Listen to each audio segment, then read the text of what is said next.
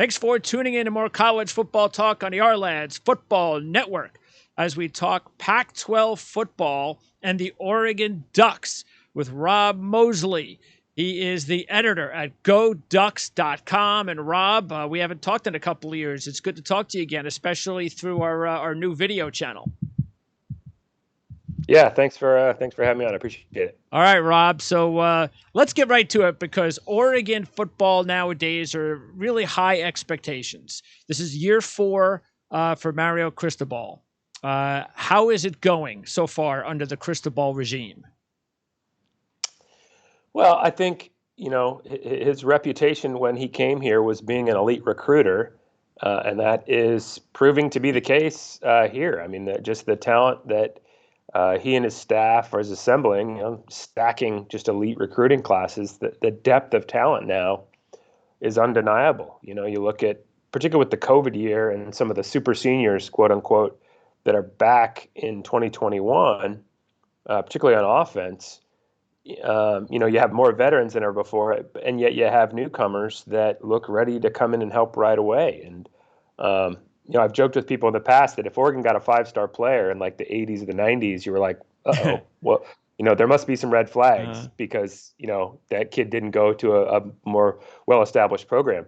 Now, this program is legitimately pursuing and attracting 5-star talent, and you see, why 5-star guys are good to have, because you see, Noah Sewell and Justin Flo and Kayvon Thibodeaux on defense. And, I think that, a guy like Ty Thompson at quarterback is showing already a bright future. So, you're seeing why it's good to have really good dudes in your recruiting classes. And it's interesting that you talk about those 5-star big impact players and they're all on defense. And right. Years ago, that was just not the case. This was all about, offensive sex appeal, Pac-12 offensive football at its finest. And that's just not the case. And Anthony Brown now looks like at this point, he might be the starting quarterback, and he comes from Boston College. And as East Coast guys remember Anthony Brown, it's like Anthony Brown, Boston College, Oregon. Is just one of those situations where they just kind of got caught and they haven't been able to develop one of these recruits that will be here in the next year or two, or do they really consider Brown someone that could help lead them to a Pac-12 championship? Yeah, well, I think twofold. I mean, I think, there's confidence that Anthony Brown is a guy who, with the talent around him, bringing all 5 starters back on the offensive line. Last year, this was the least experienced offensive line in the country. There was one career start returning on the offensive line because 2 years ago, it was the most experienced offensive line in the country. When you guys had guys like Penei Sewell and Shane Lemieux and Calvin Throckmorton and Jake Hansen and all the rest.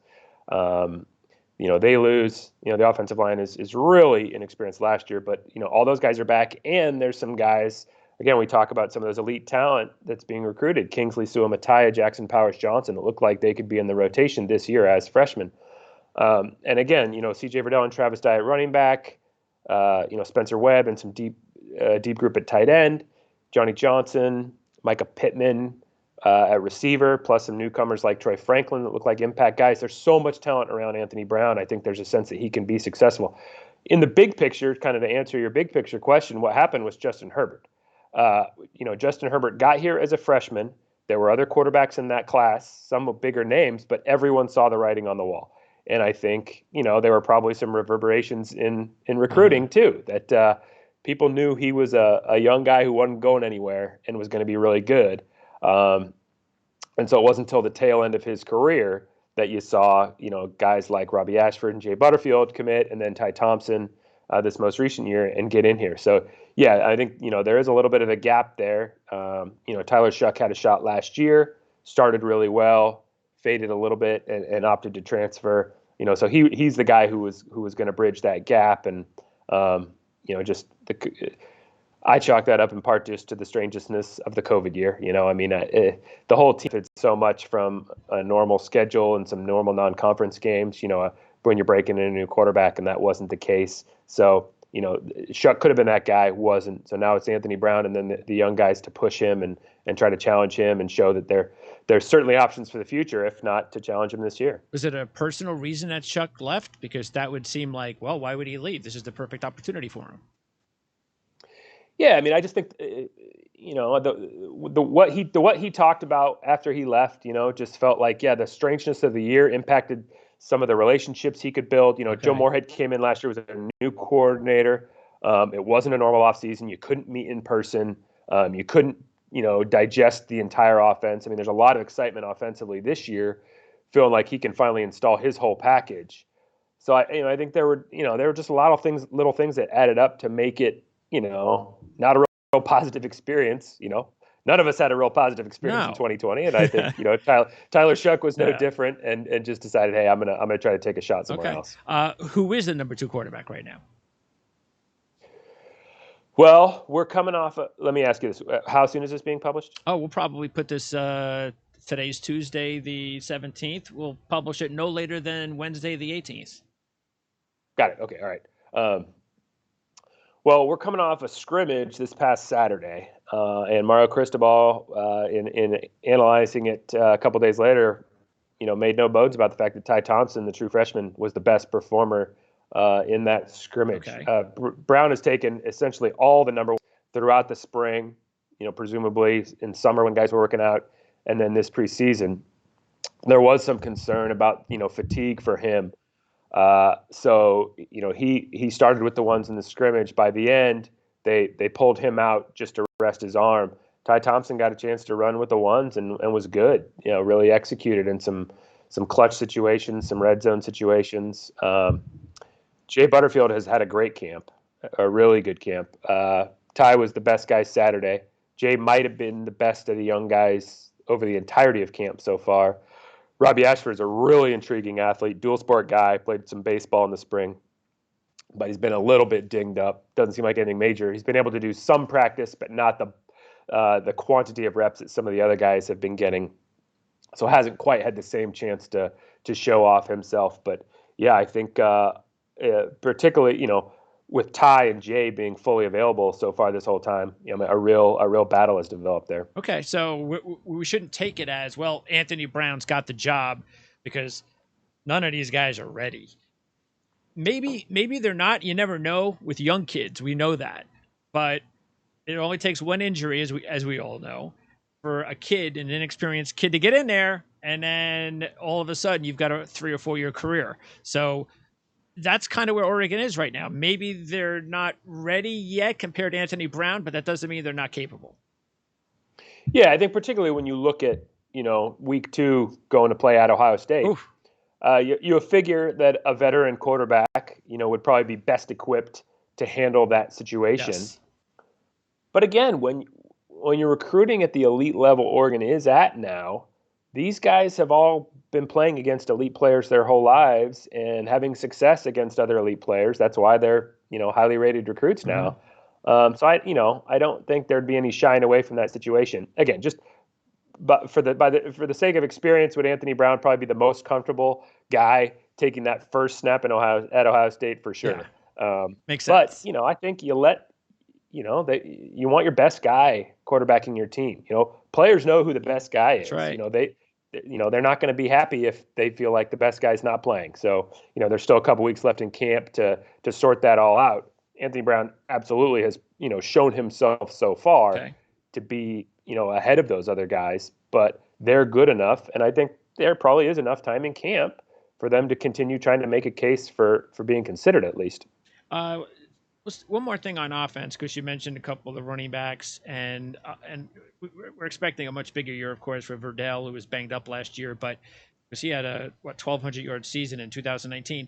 But the receivers, Devin Williams, Johnny Johnson, Micah Pittman, you mentioned a couple of them. Is one of these guys or someone I just didn't mention that had the biggest upside, somebody that could actually be maybe even considered a top NFL prospect within a couple of years? Yeah, I mean, I think Devin Williams and then, a freshman who got here for the spring, Troy Franklin, just profiled different than the other guys. Okay. The other veterans, Johnny Johnson, Micah Pittman, Jalen Redd, these are really sure-handed guys. These are really quick in space guys. They're not the biggest, tallest guys, in the world. When you talk about catch radius and things like that. They profile a certain way. Devin Williams and Troy Franklin profile a different way. There's a couple other freshmen, Dante Thornton and Isaiah Brevard. Brian McClendon, the new receivers coach here, has just done a phenomenal job of kind of reshaping what receivers look like in this group. So if you're talking productivity this year, I certainly would assume that, based on their experience, again, that Johnny Johnson and Micah Pittman and Jalen Redd, are big time producers for this offense. If you're talking about, the highest ceiling and maybe at the next level, I think when you're talking about guys that are 6'2", 6'3", and could be high jumpers and have long arms and great hands, the ceilings might be higher for some of those other guys. But you got to prove it. Okay, guys like Johnny and Micah and Jalen have proven that they can produce at this level. Yeah, they're steady performers, but like you said, right. The upside though, Devin Williams, Troy Franklin, got it. Keep an eye on those guys for sure. All right, defensively. We have to really lead off with Thibodeaux because he might wind up being the number 1 overall draft pick. Is this his final year? I don't know that if he's answered that question publicly. I mean, I think common sense tells you that based on the attention he's getting now and how he's being considered as a prospect, that I don't think anybody's denying the reality that this could be it. Yeah, that's probably safer to assume this is it than that he'll be back another year after this. But honestly, I don't know that he's addressed it. We all see the writing on the wall. Yeah, common sense seems like it would dictate if he has the kind of year we all think he's going to have, he'll be a top 5 pick. And if you're going to be a top 5 pick, bless you. Go succeed. Take advantage. Go reap that reward. Yes. Yeah. And then linebacker, 5-star kid Noah Sewell comes in last year.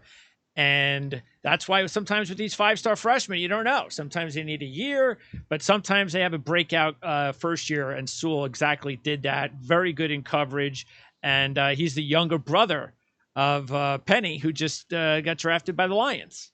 Right, yeah. And he, is conference defensive freshman of the year. I think he tied for the team leading tackles. So, a guy who produced last year, the step he's taken this year, it's noticeable in practice. He's so much more vocal. Panay was a really outspoken, vocal guy.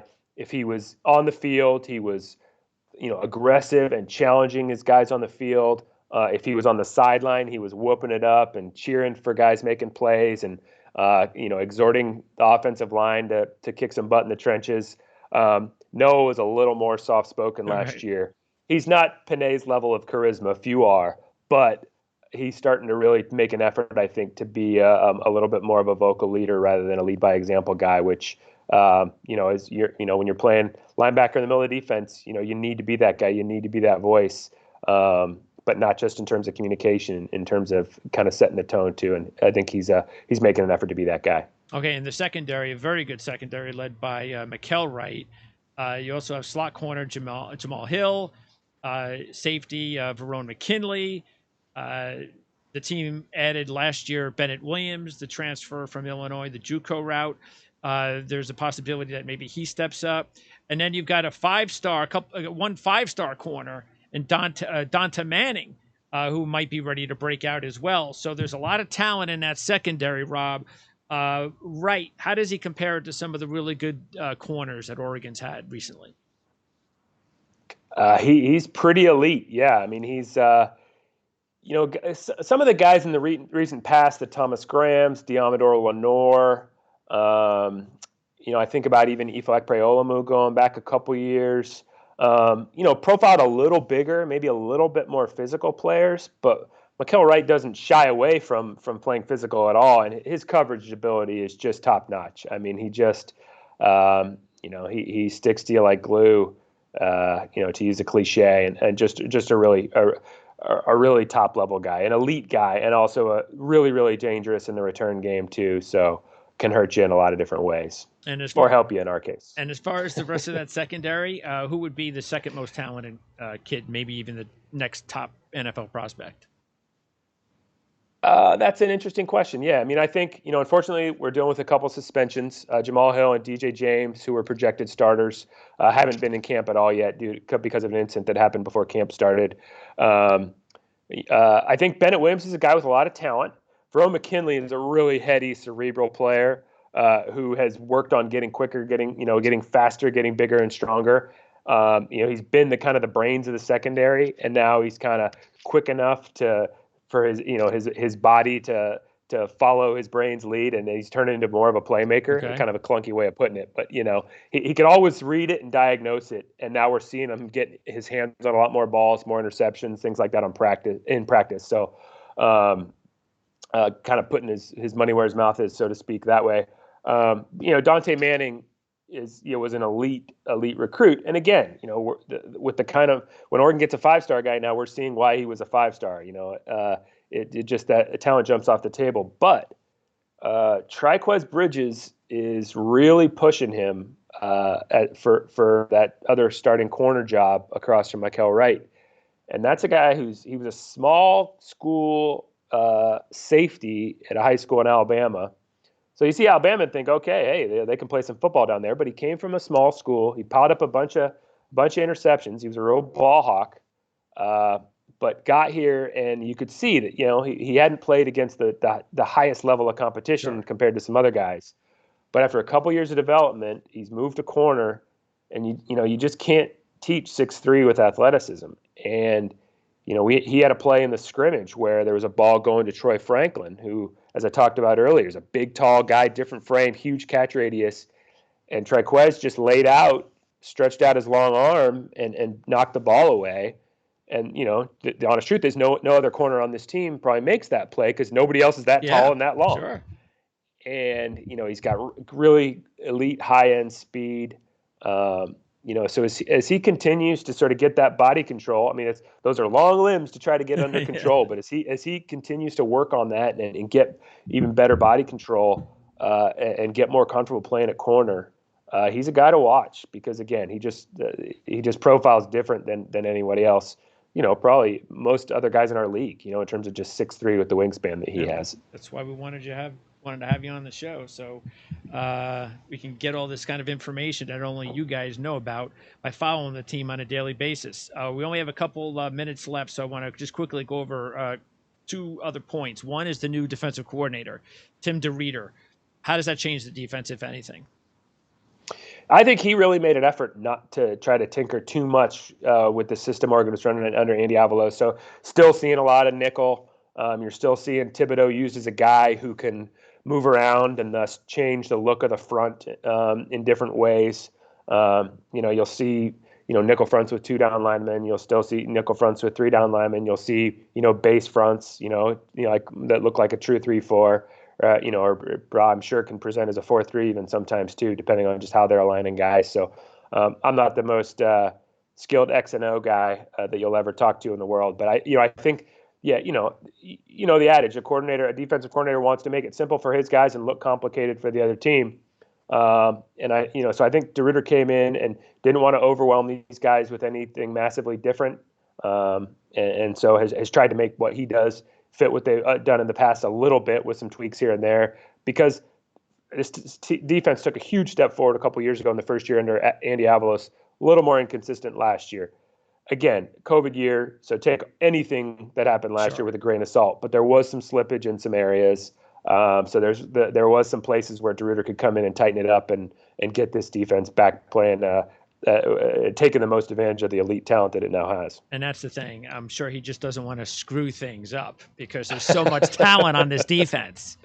So there is, it's a lot of dudes. It's a different era. Because like you say, 10 years ago, this program was just offense. And it was, so there were some great defensive players that came out of this program over the last 10 or 15 years.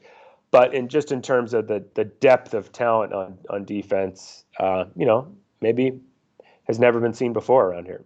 Lastly, the schedule and DeRuyter's former team, Fresno State. That's a pretty good opening game. It's a nice. I always like those opening games for these types of programs because it's a true first test. I don't believe in having we have to play Ohio State week 1. I don't believe in that. I just think so many things can go wrong when you haven't at least played somebody first. So I like this kind of a matchup.